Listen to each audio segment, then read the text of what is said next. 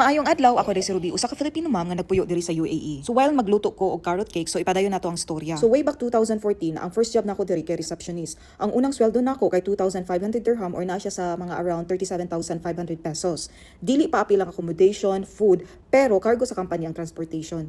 Swerte na kaayo ko kay gilibre ko accommodation sa akong auntie. So sa food, water, electricity and internet na lang akong problema. Shout out di ay kay Auntie Eva, salamat. So padayon ta, medyo sa sugod naglisod jud ko sa akong trabaho kay since diverse kayo ang UAE, ang mga tao kay naay lahi nga accent. Particularly ang accent sa akong bana ug diri nagsugod ang among love story.